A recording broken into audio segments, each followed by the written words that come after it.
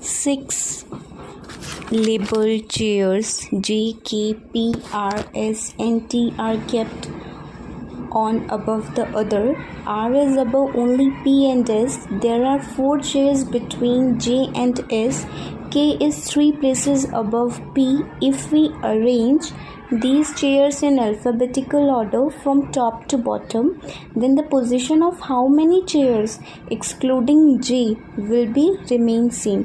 तो हम इस क्वेश्चन को सॉल्व करते हैं इसके स्टेटमेंट के अकॉर्डिंग. सो क्वेश्चन के अकॉर्डिंग टोटल 6 चेयर्स हैं जिन्हें कि हमें लेबल में लगाना है.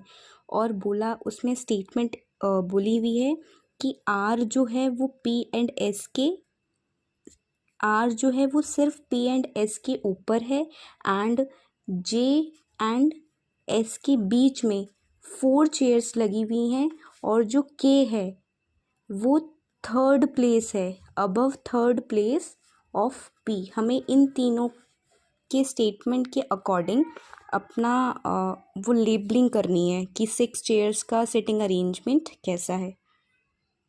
तो हम बात करते हैं सबसे पहले जे एंड एस के बीच में 4 चेयर्स लगी हुई हैं. तो हम जे और एस को लेते हैं, इनके बीच में हम 4 चेयर्स की जगह फिल करेंगे. अब फिर हमें बोला है कि पी एंड एस के ऊपर ही आर है, तो हम एस अगर सबसे लास्ट में है तो इसके ऊपर हम पी रखते हैं और आर की प्लेसिंग हम यहाँ पर करते हैं. फिर हमें बोला है कि जो के है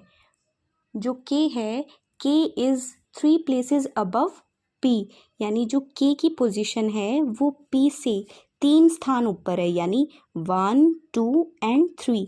तो के का जो प्लेस है वो यहाँ पर आएगा. अब टोटल अल्फ़ाबेट्स तो 6 थे जिसमें कि जे, के, पी, आर, एस और टी था. तो बचा कौन सा अल्फ़ाबेट? टी. यहाँ पे कौन सा अल्फ़ाबेट आएगा? रिमेनिंग जो बचा वो टी. ये हमारे ऑर्डर में क्वेश्चन के अकॉर्डिंग लग गई.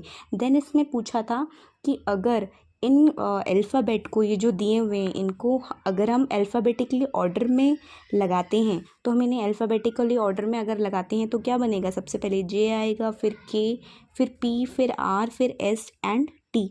तो इसको लगाने के बाद हम क्वेश्चन के अकॉर्डिंग देखेंगे कि कौन से ऐसे अल्फ़ाबेट हैं जिनका पहले भी वही प्लेस था और अभी भी वही स्थान है. तो यहाँ पे सिर्फ के एंड आर, यहाँ पे सिर्फ के एंड आर की प्लेसिंग ऐसी है जो पहले भी वैसे ही थी और अभी भी वैसे ही है. तो इसका आंसर क्या हुआ? Only 2 letters are there, only 2 letters are here which places remains same. Okay.